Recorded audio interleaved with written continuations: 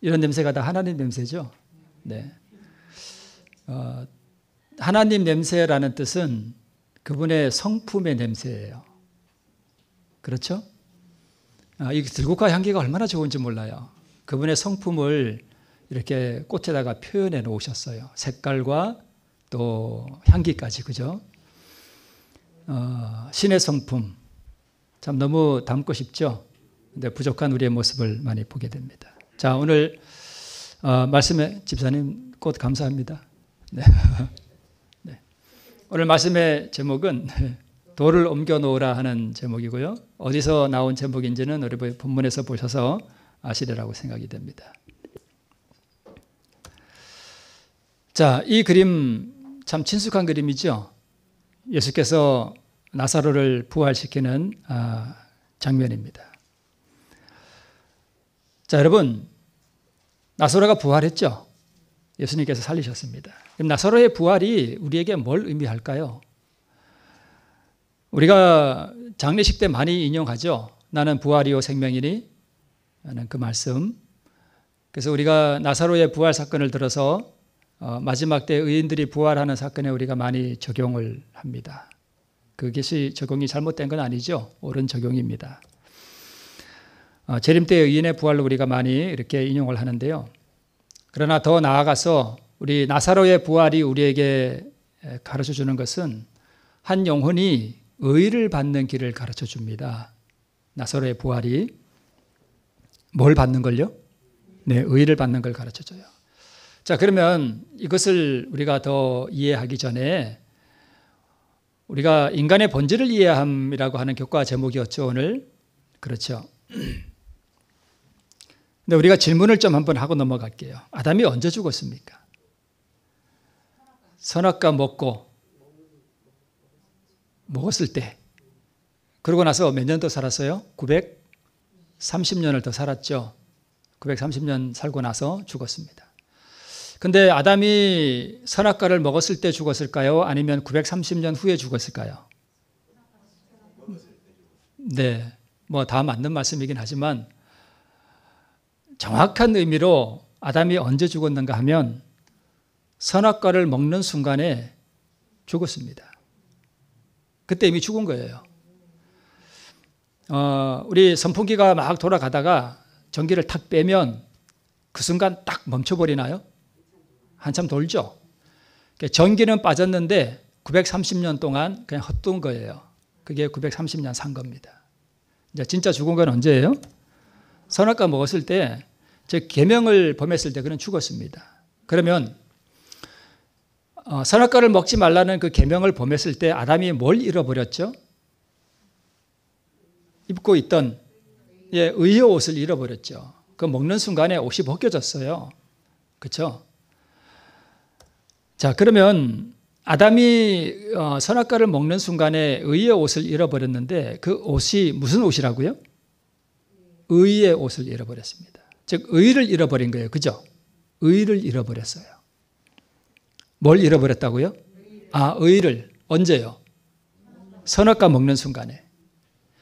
그러면 선악과를 먹는 순간에 의를 잃어버렸고 또 죽어버렸다면 의는 곧 뭐예요? 그렇죠. 네. 우리 지사님, 생명이에요. 의가 곧 생명이에요. 그죠? 자, 의는 율법에 뭐 하는 거라고요? 순종하는 거래요. 자, 로마서 4장 3절 주에 이렇게 되어 있는데 의가 율법에 순종하는 게 의인데 율법에 순종하는 것을 못하고 율법을 어겼으니까 뭘 잃어버린 거예요? 당연히 의를 잃어버린 거예요. 그죠? 그러니까 율법이 너는 먹는 날에는 죽는다 이게 율법이잖아요. 그죠? 근데 딱 먹었으니까 율법이 뭐라고 선언해요? 아담 보고 너는 죽었다라고 선언한 거예요. 그러면 아담이 다시 살려면 그 율법 앞에 뭐 가지고 가면 돼요? 그렇죠. 의 가지고 가면 돼요. 의를 가지고 가면 돼요. 자, 이렇게 또 산상보훈에 이렇게 기록되어 있습니다. 의는 거룩하고 하나님과 같이 되는 것이다. 여러분, 어떻게 우리가 하나님과 같이 됩니까? 우리가 노력해서 하나님 같이 되라 그러면 우리는 완전히 절망하고 말 거예요. 그죠? 그런데 의는 내가 노력해서 버는 거예요? 만드는 거예요? 그냥 얻는 거예요. 그냥 얻는 거예요. 우리 절망할 필요 없어요. 자, 녹색 글씨. 의는 하나님의 율법과 뭐 되는 거래요? 일치되는 거래요. 의는 곧 뭐고요? 사랑이고, 사랑은 하나님의 빛과 생명이다. 그러니까 의는 빛과 생명이에요. 그죠? 의는 빛과 생명인데 빨간 글씨만 읽으면 의는 생명이다. 제가 거짓말한 거 아니죠? 네, 산상부원에 보니까 의는 곧 뭐고요? 사랑이고, 사랑은 하나님의 빛과 뭐래요? 생명이에요.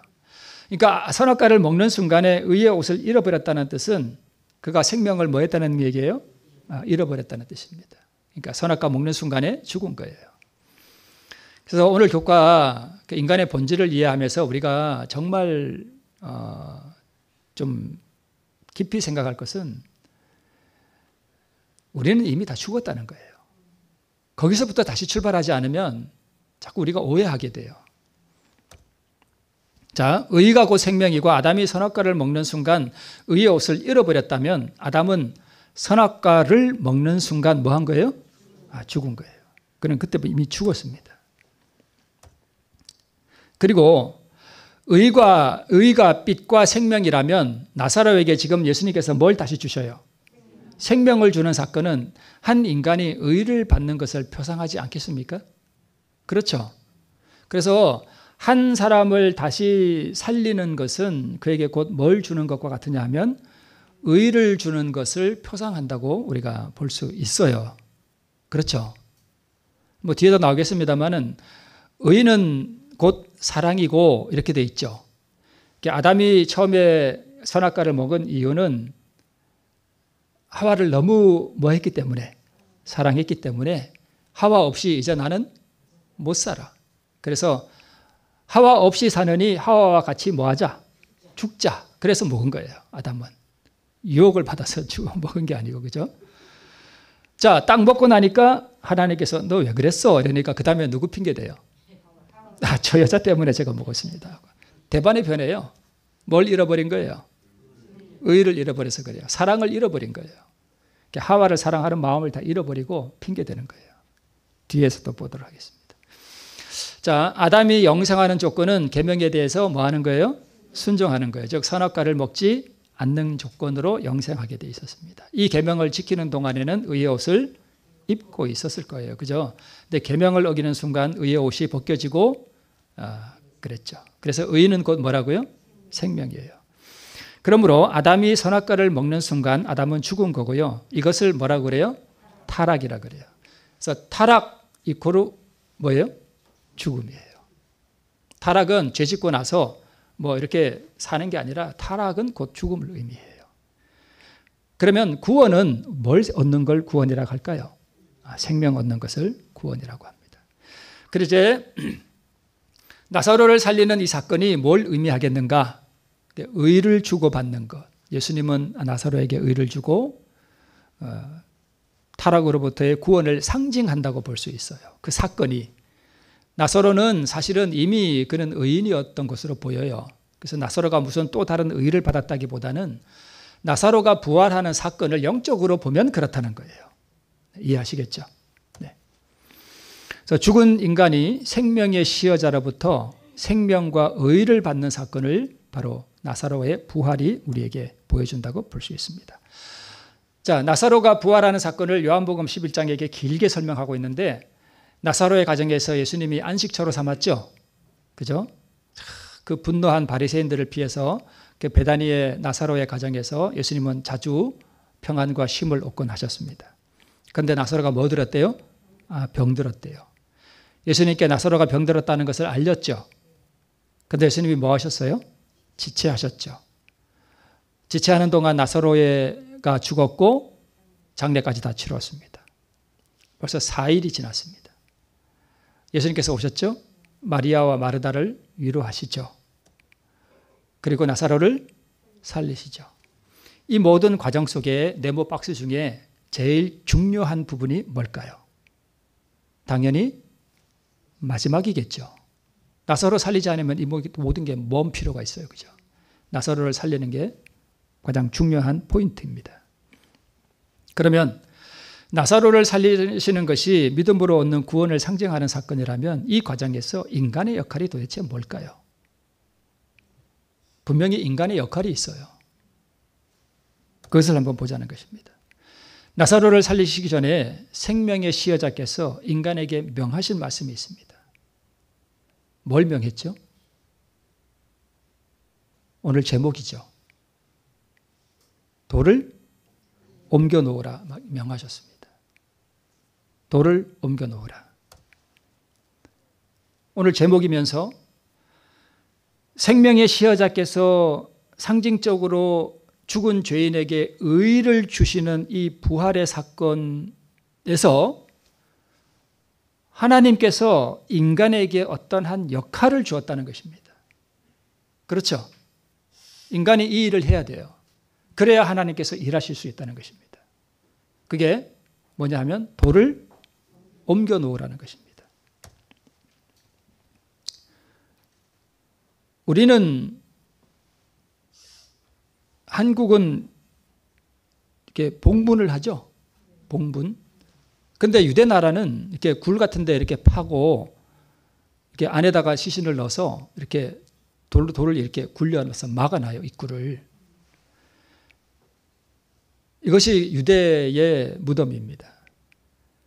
그러니까 이 돌은 무슨 돌인가 하면 무덤의 입구를 막아놓는 무덤의 문이에요. 그렇죠? 그러니까 예수님께서 사람들에게 명하신 말씀은 무덤을 막고 있는 그 문을 뭐하라? 열어놔라 이것입니다. 내가 문을 뭐하노니? 두드리노니 문을 뭐하면? 열면 내가 그에게로 들어가서 그는 나로 더불어 먹고 나는 그로 더불어 먹으리라. 문을 열어라는 것입니다. 그런데 돌을 옮겨 놓으라, 즉 무덤의 문을 열어놔라 하는 이 예수님의 명령을 누가 거절했어요? 마르다가. 오늘 본문에 나오죠?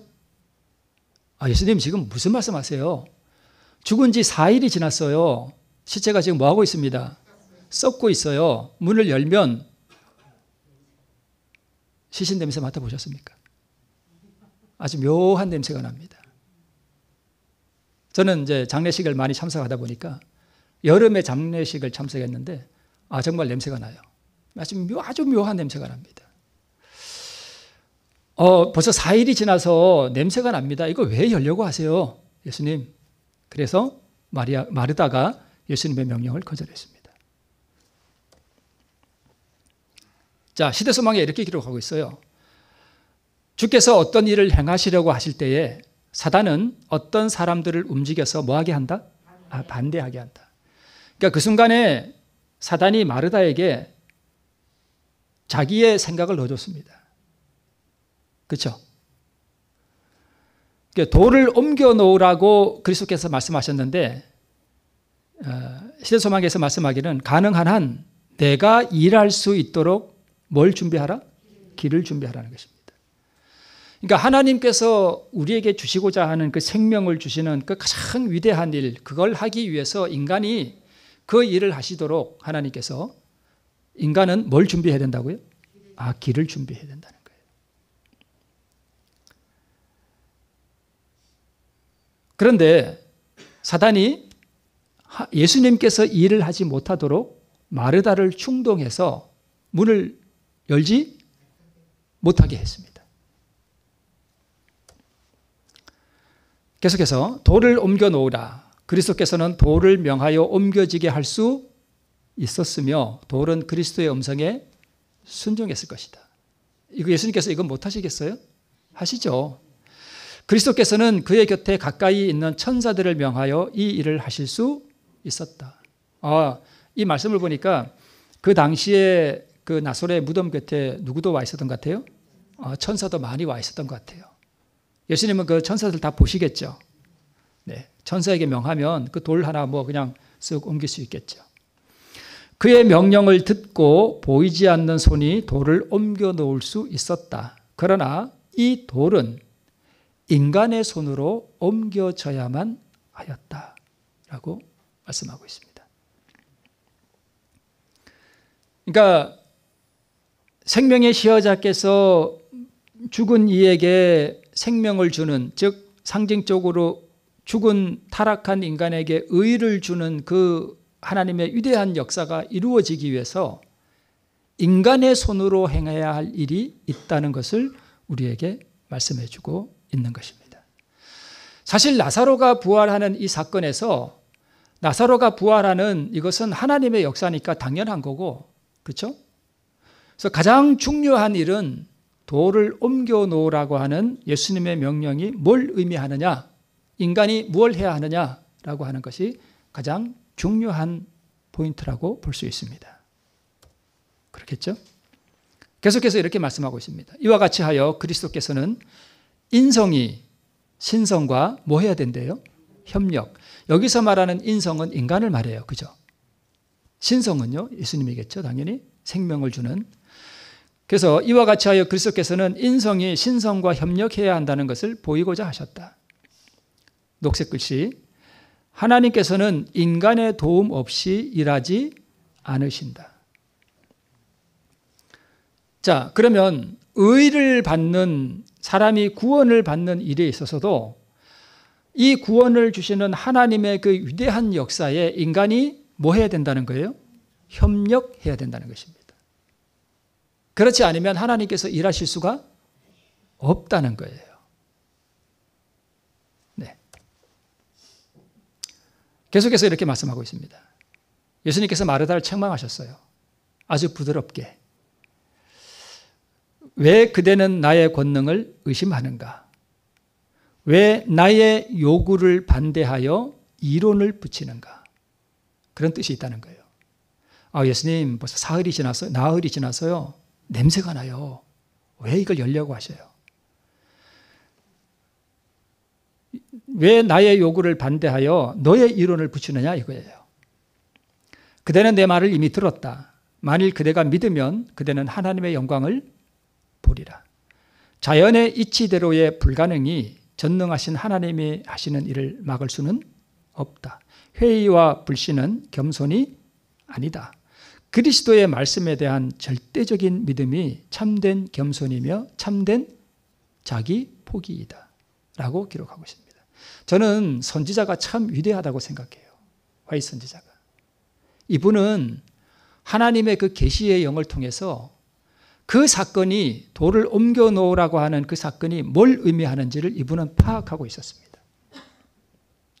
제가 사실은 금요일 날 이 나사로를 살리심이라는 이 말씀을 읽고 이렇게 준비하다가 왜 이거를 오늘 하게 됐냐 하면 제가 이것을 쭉 읽어보다가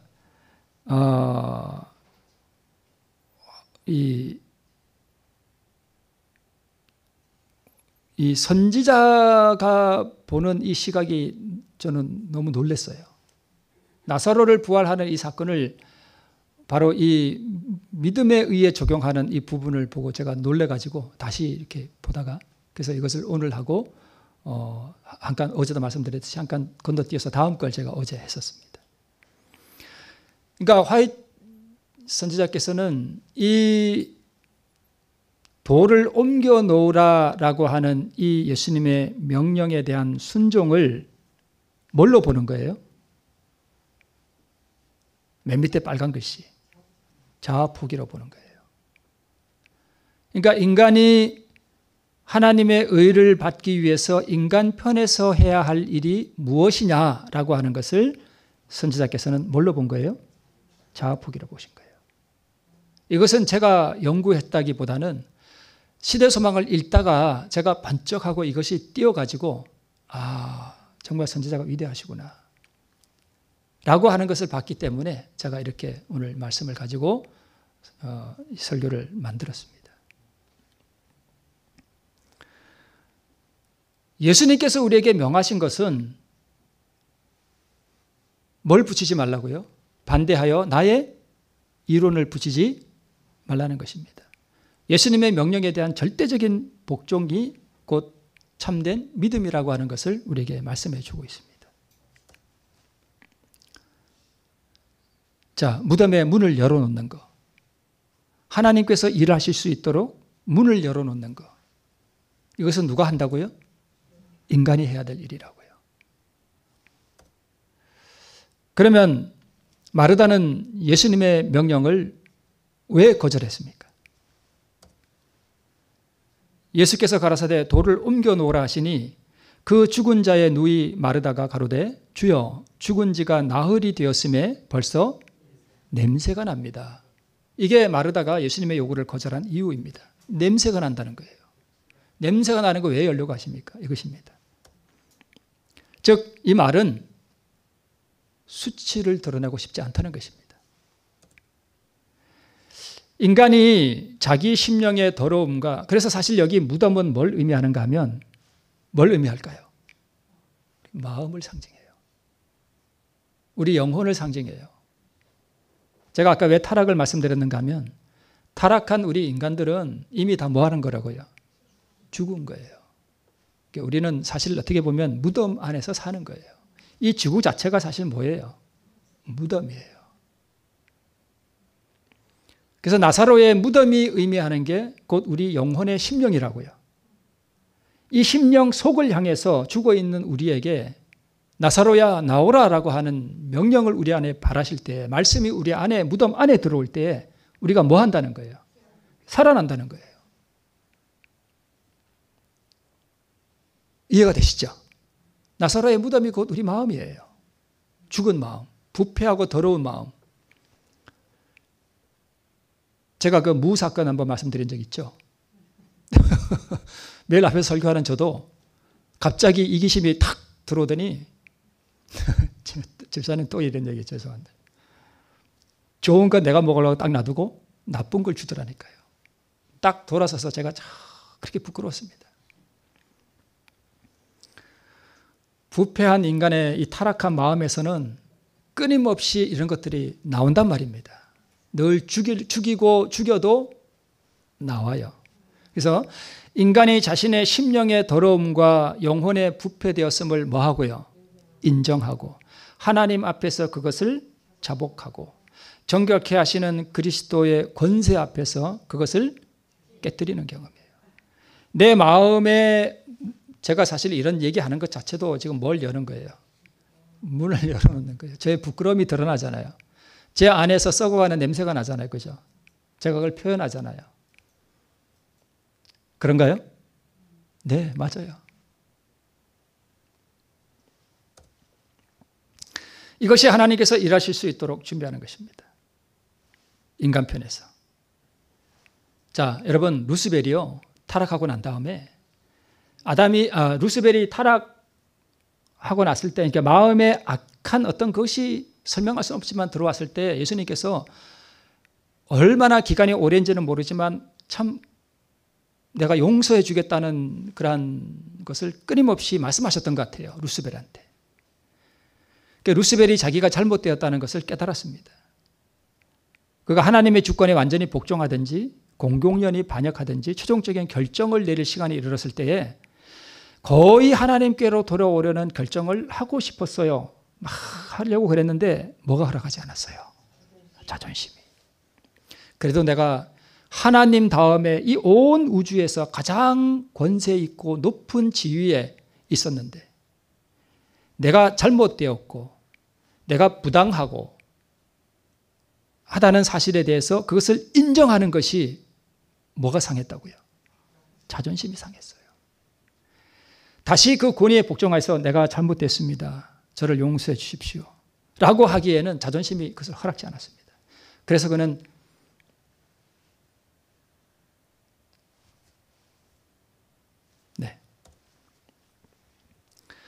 루스벨이 자기의 마음이 무덤과 같이 부패했다는 것과 심령이 더러움으로 오염되었다는 것을 인정하는 것, 이것이 그의 마음의 무덤의 돌을 옮겨놓는 거였어요.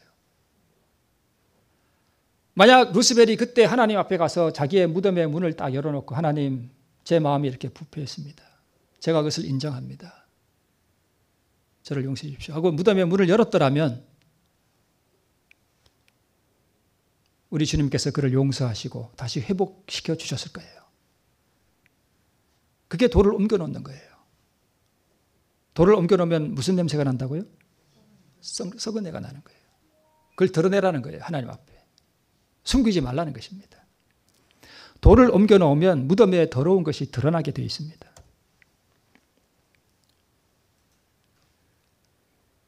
참 어떻게 보면 아름다워 보이죠. 그죠? 아름답게 잘 꾸며놨죠. 돌도 아주 정말 좋은 돌로 좀 괜찮게 사는 사람의 무덤 같습니다. 사람들의 무덤 같습니다. 그죠? 겉으로는 돌도 이쁘고 색깔도 아름답고 좋아 보이는데 저 뚜껑을 딱 열면 뭐가 보일까요? 썩어가는 더러운 것들이 저 안에 들어있다는 것입니다. 저렇게 무덤을 만들어 놓고 다 뭘 칠해놨어요? 회를 칠해놨습니다. 겉으로는 하얗고 아름다워 보이는데 뚜껑을 열어보면 안에 각종 더러운 것이 가득하다는 것입니다. 그래서 화 있을진저 외식하는 서기관들과 바리새인들이여 회칠한 무덤 같으니 겉으로는 뭐하게 보이나 아름답게 보이나 그 안에는 죽은 사람의 뼈와 모든 더러운 것이 가득하도다. 속으로는 더러운 이기심과 미움과 자기 자랑과 거만함이 가득한데 겉으로는 뭘 가장해요? 아우 집사님 행복한 안식일입니다.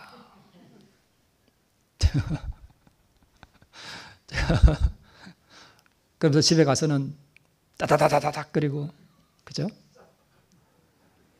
자기를 꾸며 사람과 하나님 앞에서 좋게 보이려고 하는 거 다 뭐 하는 거예요? 외식하는 거예요. 외식이 밖에서 밥 먹는 게 아니라 겉으로 뭐 한다는 얘기예요? 꾸민다는 거예요. 장식, 겉으로 꾸민다, 외식. 네. 마태복음 23장에는 7가지 화가 있습니다. 화 있을진저 외식하는 서기관과 바리새인들이요. 7번 나옵니다. 똑같은 말이. 겉으로 꾸미는 거예요. 안에는 미움이 가득하고 속으로는 이러는데 겉으로는 만면에 미소를 띠고 무덤을 막은 돌 그것은 의를 가장한 모든 더러운 마음을 덮은 가면을 의미합니다. 여러분 우리가 하나님 앞에 나갈 때 가면을 쓸 이유가 있을까요? 없습니다. 여러분 하나님 앞에 나가 기도할 때요 좋은 말 아름다운 말로 포장하려고 하지 마세요. 그냥 있는 그대로 표현하시는 게 가장 옳습니다. 그리고 내 마음이 예를 들어서 남편이 미워 죽겠어. 그러면 뭐 하나님 앞에서 아닌 척 할 필요가 하나님 저 솔직히 남편이 미워 죽겠습니다. 라고 솔직해지는 거예요. 가면을 벗어야 돼요. 자신의 더러운 가면을 하나님 앞에서 걷어치우셔야 됩니다.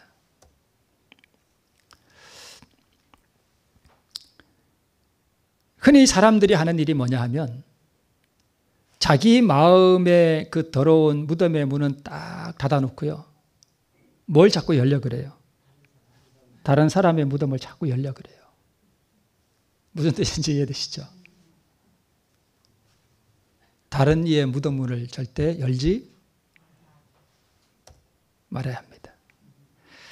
아담이 가로되 하나님이 주셔서 나와 함께 하신 여자 그가 그 나무 실과를 내게 주므로 내가 뭐 했습니다? 먹었습니다. 좀 전까지는 너무나 사랑이 충만했는데 의를 딱 잃어버리고 나니까 그 사랑은 온데간데 없고 지금 누구 핑계하는 거예요? 이 여자 때문에 제가 먹었습니다. 이 여자가 원인입니다. 아담이요. 사실요, 자기 마음의 이 무덤의 문을 열어놓고 하나님 앞에 나가는 게 내 힘으로 안 돼요. 성령께서 역사하셔야만 그게 가능해져요. 그래서 성령께서 어제도 말씀드렸습니다만 우리를 데리고 예수님께로 가는 몽학 선생의 역할을 하는 분이 성령 하나님이세요. 그래서 성령을 구할 필요가 있습니다.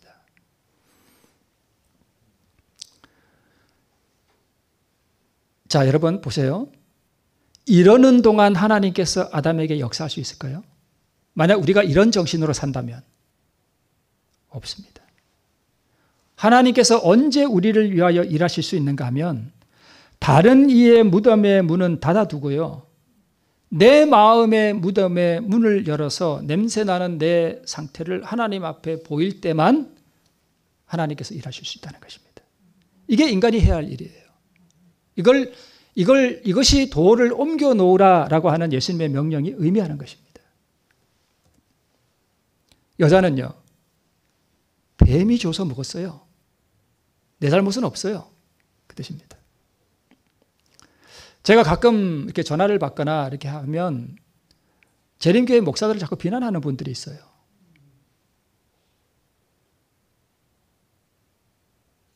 제가 갑자기 그런 거 못하게 합니다. 재림교회 목사가 문제가 아니고 누가 문제예요? 내가 문제예요. 내가. 모든 원인은 내가 문제예요. 재림교회 목사들을 비난하는 동안 하나님이 나에게 의로 역사할 수 있을까요? 없어요. 타인의 무덤 문을 열지 마시기 바랍니다. 열어야 하는 것은 부패하고 더러운 내 마음의 무덤뿐이에요. 그럴 때 하나님께서 우리에게 역사하실 수 있습니다. 돌을 옮겨 놓으라는 것은 바로 그런 의미예요. 내가 이같이 말하여 기도하며 내 죄와 및 내 백성 이스라엘의 죄를 자복하고 내 하나님의 거룩한 산을 위하여 내 하나님 여호와 앞에 간구할 때에, 다니엘이 기도할 때에 70년의 역사가 이제 맞춰져 간다는, 바벨론 유수 기간이 맞춰져 간다는 것을 깨달았을 때에 다니엘은 이스라엘의 모든 죄를 누구의 죄처럼 여겼는가 하면 자기 죄처럼 여겼습니다. 그러니까 다니엘은 다른 사람의 무덤 문을 열지 않았습니다. 그걸 다 자기 무덤으로 끌어들였습니다. 의는 뭐며? 사랑이며. 그래서 만약에 내 가까운 사람이 사랑이 안 된다, 그러면 뭐가 없는 거예요? 의가 없는 거예요. 즉 생명이 없는 거예요. 만약 내게 생명이 있으면 다른 사람의 허물이 보이는 게 아니라 측은하고 불쌍하고 애틋하고 사랑이 되고, 그게 의인의 특징이에요. 그렇지 않습니까?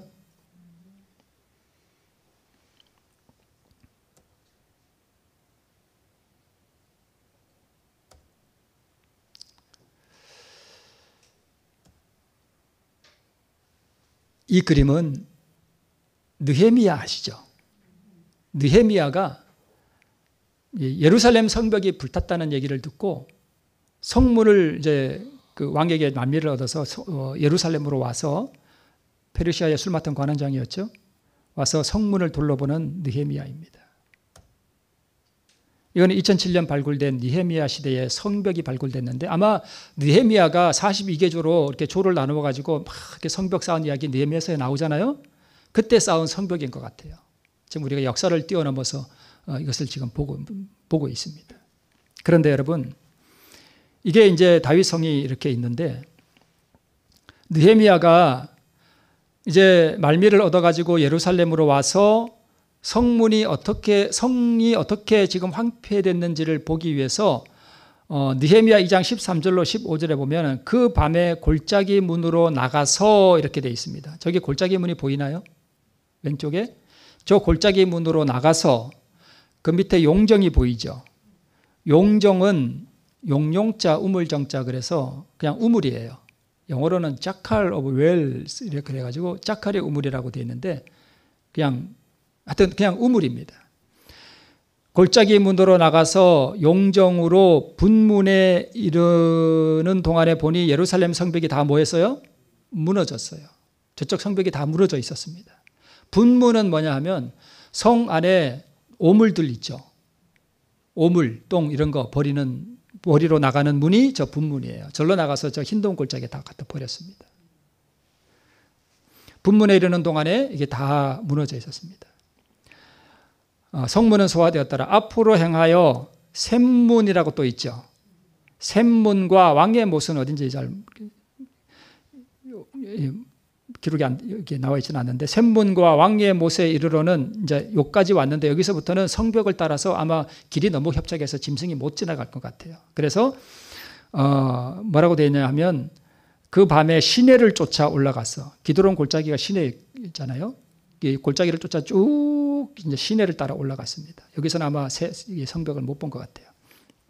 올라가서 성벽을 살펴본 후에 이렇게 쭉 돌아서 살펴본 후에 다시 어디로 돌아왔대요? 골짜기 문으로 들어와서 돌아왔다 이렇게 되어 있습니다. 여러분,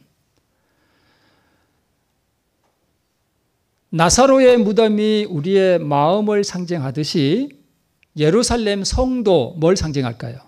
우리의 마음을 상징해요. 이 성 안에 하나님의 성전이 있고 거기에 율법이 있었잖아요. 그죠? 마찬가지로 우리의 마음에도 하나님의 우리 마음이 우리 육체가 하나님의 뭐라고요? 성전이라 그랬잖아요. 그죠? 그래서 이것도 우리 마음을 상징해요. 근데 여기 보니까 이 마음을 상징하는 예루살렘이 지금 뭐 했대요? 무너졌어요. 성벽이 막 무너지고 성문이 불에 타버리고 타락하고 더러운 나사로의 무덤과 동일한 거예요. 그런데 느헤미야가 이것을 다 뭐 했대요? 살펴봤습니다.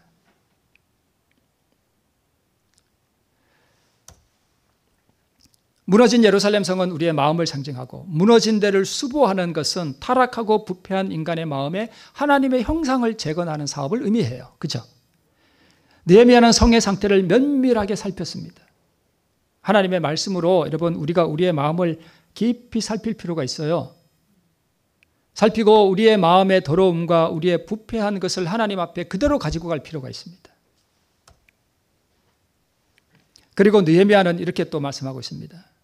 느헤미야는 이스라엘이 범죄하였다고 고백했을 뿐 아니라 통회하는 마음으로 그와 그의 아버지 집도 범죄하였다고 시인하였다. 누구를 빼놓지 않았어요? 자기 자신을 빼놓지 않았습니다. 밑에 녹색 글씨, 하나님께 욕을 돌린 무리들 중에 자신을 뭐 했대요? 포함시켰어요. 이래야만 하나님께서 우리에게 역사하실 수 있습니다. 만약에 느헤미야가 자기만 빼놓고 했더라면 하나님께서 그 기도를 응답하셨을까요? 아마 안 하셨을 거예요. 못 하셨을 거예요. 느헤미야는 하나님 앞에 자기 무덤의 문을 뭐 한 거예요? 열어놓은 거예요. 나사로의 무덤 문을 옮겼을 때 무덤 안에 더러움이 드러났듯이 느헤미야가 성을 돌아보아 살필 때에 무너져가는 성의 모습을 보았듯이 사람이 자기 마음의 가면을 벗어버릴 때에 자기 심령의 더러움과 수치가 하나님 앞에 드러납니다. 그때에 우리는 비통함을 느끼게 되고 회개로 나가게 되는 거예요. 이것이 돌을 옮겨 놓으라라는 말씀의 영적 의미들입니다. 자, 이 그림은 무슨 그림 같아요? 네, 사마리아 여인입니다. 이제 물을 뜨러 나왔죠. 예수님께서 사마리아 여인과 대화를 시도하시다가 돌을 옮겨 놓으라는 예수님 말씀처럼 이때에도 물론 물 좀 달라 이렇게 말씀도 하셨지만 이 여자에게 예수님께서 하신 말씀이 하나 있어요. 누구를 데려와라? 네, 남편 데려오라 그랬습니다. 왜 남편 데려오라 그랬을까요? 사실요, 예수님이 이 여자에게 구원을 주기 위해서 이 여자의 부패한 마음의 그 깊은 곳에 감추어둔 더러운 것을 지금 뭐 하려고 그런 거예요? 꺼내놓으시려고 그런 거예요. 즉 예수님은 지금 이 여자의 뭘 열려고 그러시는 거예요? 마음의 그 돌을 옮겨 놓으시려고 그러시는 거예요. 이 돌을 옮겨 놓도록 지금 이 여자에게 뭐 하는 거예요? 네. 가서 남편을 데려오라. 이 여자가 가장 숨기고 싶은 수치스러운 일이 뭐예요? 그의 실패한 결혼 생활이에요. 그렇죠? 그걸 지금 예수님이 꺼내놓으시는 거예요. 남편을 데려오라. 이게 여자는 나의 과거를 드러내지 마세요. 사마리아 여인은 마르다와 같이 냄새나는 마음의 문을 열고 싶지 않았습니다. 예수님, 노타치. 이것만은 노타치. 그랬습니다. 내가 남편 5이 있어서나 지금 있는 자는 내 남편이 아니니 내 말이 참되도다 라고 예수님께서 말씀하셨습니다. 그 여자가 영원히 숨겨두기를 바라던 사실을 눈앞에 전개시키고 있었다. 여러분, 사람이 죽으면 무덤 안에 이렇게 넣어놓고 자주 꺼내보나요? 저 동남아에 가니까 그런 데가 진짜 있더라고요. 가끔 이렇게 꺼내가지고 옷도 새로 이렇게 입혀주고 뭐 그런 거 있어요. 근데 대부분 그렇게 안 하잖아요. 영원히 숨겨두잖아요. 그죠? 근데 이 여자가 정말 그 무덤같이 이렇게 숨겨두고 싶은, 무덤까지 가지고 가고 싶었던 그 사실을 예수님께서 지금 눈앞에 뭐 시키고 있는 거예요? 전개시키고 있는 거예요. 생애의 비밀. 그죠? 그걸 예수님께서 지금. 근데 여러분, 죄인들은요, 남의 비밀을 폭로하고 남의 비밀을 알고 있으면 그걸 비웃죠.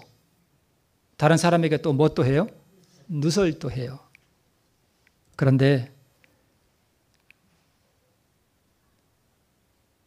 이 여자가 뭘 느꼈냐면 예수님은 나를 어떻게 여기고? 불쌍히 여기고 사랑해주는 친구라고 하는 것을 느꼈습니다. 그러니까 예수님의 그 성품이 이 여자에게 그대로 느껴졌어요. 썩어 냄새나는 무덤의 문을 열어도 주께서는 그 비밀을 감싸 안으시고 나를 어떻게 여기시고요? 불쌍히 여기시고 사랑해 줄 수 있는 신성의 성품을 가지신 분이에요. 내 비밀을요, 여러분, 사람에게는 이렇게 말하면 이 사람이 혹시 다른 데 가서 내 비밀을 이야기하고 막 그럴 것 같잖아요. 그죠? 또 그게 인간이고, 그죠? 근데 우리 주님께서는요, 우리 비밀을 절대 밖으로 누설하는 분이 아니세요. 내가 내 마음의 깊은 곳에 숨겨둔 그 냄새나는 썩어가는 시체와 같은 내 마음의 비밀들을 가지고 예수님 앞에 가서 그분에게 털어놓으면 그분만큼은 그 모든 것을 다 이해하시고 감싸 안으시고 치유해 주실 것 같아요. 그죠? 그게 예수님의 성품이세요. 가끔 예수님의 그 사진 이렇게 보고 있으면 그분 앞에 내 모든 비밀을 가지고 그분 앞에 다 털어놓아도 그분은 나를 감싸 주실 것 같은 그런 거 있죠. 신의 성품. 참 너무 아름답습니다. 지금도 이렇게 국화향기가 계속 나는데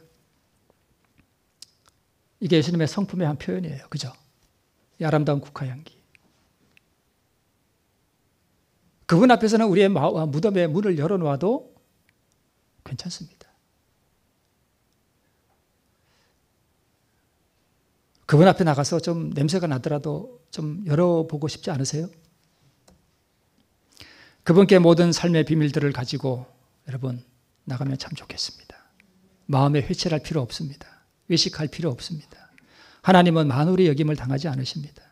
하나님 앞에 진솔하게 마음을 터놓고 하나님 앞에 마음을 꾸밀 필요가 없습니다. 더러운 그대로 우리가 나갈 필요가 있습니다. 그분은 나의 비밀을 누설하거나 책망하지 않으시고 의로 나를 감싸 주실 수 있는 신의 성품을 가지신 분입니다. 그분 앞에서 오늘 돌을 옮겨 놓으시고 그분 앞에 나가서 내 모든 비밀들을 다 드러내 놓아도 그분은 나를 감싸 주십니다. 오늘 그 앞에 나가서 새롭게 의를 받는 우리 모두가 되기를 바라면서 말씀을 마치겠습니다.